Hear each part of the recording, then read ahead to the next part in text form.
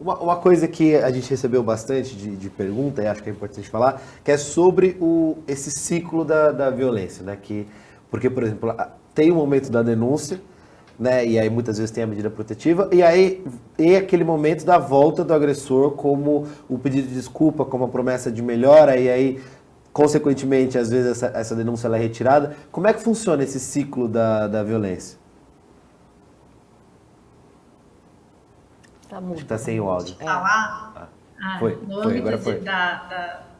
judicial, o que eu posso te falar é que, tomando cuidado exatamente com a existência desse ciclo, a Lei Maria da Penha, por exemplo, ela não permite o tal do retirar a queixa em caso de agressão, tá? Em caso de agressão física, a ação penal é pública incondicionada. Por que a ação penal é pública incondicionada? Porque, por mais que não seja interesse dessa mulher, vamos supor, ela volta várias vezes. Eu fui em audiência e a vítima chega de mão dada com o agressor. Não tem problema. Para mim, assim, o que eu quero que as pessoas enxerguem, claro que tem vários problemas, mas aqui eu leio o seguinte: não importa se ela voltou com ele, eu não quero conviver com esse cara em sociedade. Então é esse o recado que a Lei Maria da Penha passa, quando ela fala, não depende do que a mulher queira, é o Estado que não quer que esse homem conviva em sociedade. Então, assim, no caso de agressão, a gente é uma ação penal pública incondicionada, não é condicionada à representação. Nos outros crimes que são condicionados à representação, essa mulher, para retirar a queixa, que é chamado assim, né, vulgarmente, ela precisa ser feita perante um juiz, numa audiência específica para isso, ouvido o Ministério Público. Exatamente para que a gente saiba que essa mulher está ciente do que ela vai passar, que ela esteja ciente das proteções que ela vai perder e também que ela não esteja sendo o quê? Ameaçada, coagida, porque isso acontece demais. Olha, por que você está aqui? Por que você está aceitando? Qual que é a necessidade de você retirar essa representação? Então, assim, essa mulher precisa ser ouvida, cientificada. Então, a gente dificulta muito no âmbito judicial essa história. Mas é importante lembrar que, ainda que essa mulher retire a representação, que não haja o processo criminal, ela pode se valer das medidas protetivas que independem de processo criminal. Esse ciclo ele acontece não, muito antes, inclusive, da denúncia. É, como, como a gente pode falar para essas pessoas que estão assistindo sobre isso, essa promessa de mudança, essa coisa do cara ser agressivo e depois ele fica pacato, depois ele pede desculpa e aí ele tem uma melhora que às vezes pode durar muito tempo, às vezes pode durar um dia, pode durar meses. Para mim tem duas divisões, tem uma divisão aqui. Eu acho que precisa pensar essa relação como uma política pública de apoio e assistência à mulher, então ter mais CAP de atendimento a centro de atendimento psicológico, de apoio psicológico para essas mulheres, porque muitas vezes elas acabam voltando ou acabam regressando para o relacionamento por falta de assistência, tanto familiar, de grupo, do Estado ou mesmo psicológica. Então, ter essa dimensão, acho que é importante. Fortalecer essa mulher, até colocar ela num espaço de ressocialização mesmo, de então ter um espaço de uma política pública para poder procurar emprego para essa mulher, pensar em uma rede de apoio onde ela possa existir para além do relacionamento. Esse é um ponto.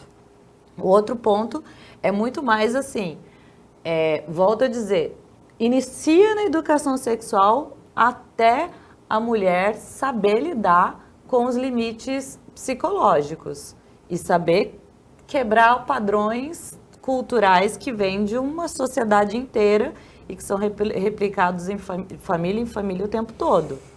E assim, ele para essa mulher, assim, que como ela não criar essa balança emocional de tá, aconteceu isso, mas ao mesmo tempo é tão legal isso aqui, ao mesmo tempo tem essa parte que é tão boa, ao mesmo tempo, e tudo isso aqui que aconteceu, e esse casamento, esse namoro, e essas histórias, tipo, desse primeiro sinal ela já conseguir cair fora. Porque na verdade a mulher, ela já sabe disso, né? A ideia de que ele vai melhorar, vai acontecer alguma mudança, isso não é real. É uma ilusão, é a ilusão do amor romântico, do príncipe encantado. Poxa, mas eu tô aqui, como é que eu vou arrumar outra pessoa? Como que eu vou ficar sozinha? Então, essa rede de apoio, ela precisa mostrar para essa mulher que o que ela tá pensando faz parte do quê? Faz parte da tortura. Essa é a pior tortura psicológica. Ah, mas ele vai melhorar, ele vai parar de beber, ele vai parar de te agredir, ele vai parar de xingar. Não vai. Ele já mostrou isso ao longo do namoro, ao longo das relações com amigos, com família. Não tem como ele melhorar. Essa melhora não é real. Ah, mas você está condenando a pessoa? Não, não estou condenando a pessoa. Estou dizendo que agora, neste momento, ele não vai melhorar. Ah, mas ele pode, sei lá, procurar uma terapia, um monte de outros atendimentos para ser uma outra pessoa? Pode. Pode. Mas nessa relação não tem como. Porque ela já tem aquela marca de tudo que ela vem, né, tentando mascarar. E que não tem como transformar isso, né? Eu falo muito na terapia, aconteceram vários movimentos de agressão para a mulher começar a...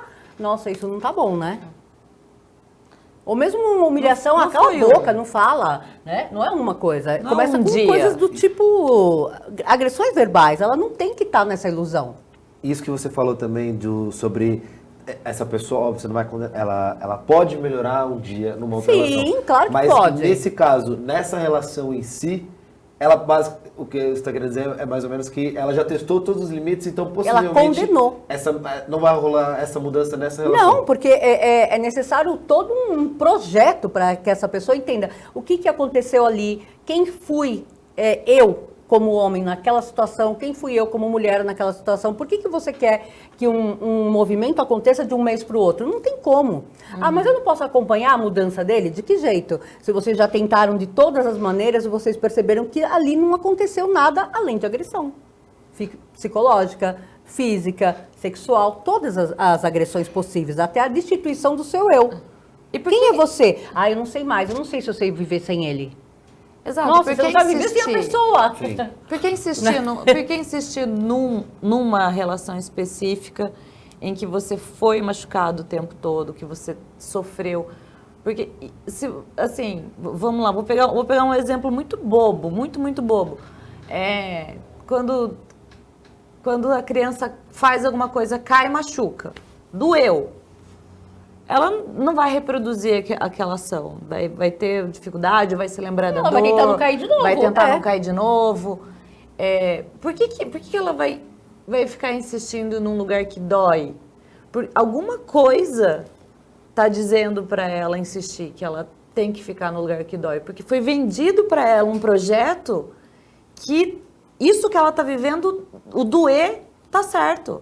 E não é. O doer não tá certo. Se dói, tá errado. Se machuca, tortura, tá errado. E deixa eu falar uma coisa. E por que a gente tem que pensar que o outro vai se consertar, né? Olha só a frase que a gente tem. Por que o outro precisa melhorar? Será que ele mesmo não percebeu que ele estava fazendo algo que não era legal? Ele já devia ter percebido lá no começo, com frase do tipo, cala a boca, não fala comigo, não, você não sabe de nada. Então, já vem dali, né? Ele não percebia que isso não era legal, né? Eu falo, gente, a pessoa tá pisando no seu pé há muito tempo, você tá com o pé machucado e não percebe? Não dá para entender isso como uma promessa. A promessa tinha que vir dele. Olha, eu hoje não fui legal com você, então uma pessoa que quer melhorar, o que ela vai falar? Puxa, desculpa, hoje eu não estava bem, eu falei algo errado. E assim, eu quero que você me avise quando eu começar a entrar nesse papel de um agressor. Não quero ser essa pessoa. Então ele já começa lá atrás, das frases de ataque. Né? Não normalizar a violência. Exato, não normalizar a violência. Não normalizar. A doutora quer falar também. Diga. Peraí que tá Acho que mudo. tá só Você tá muda. Libera o áudio pra Não, nós. Aí.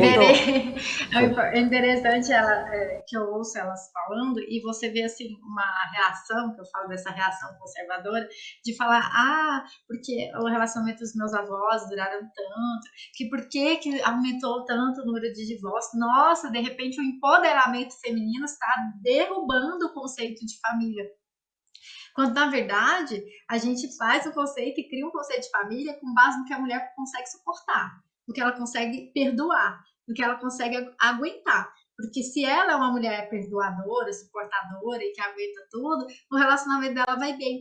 Quando você transfere essa responsabilidade, é completamente diferente. O homem não perdoa, o homem mata.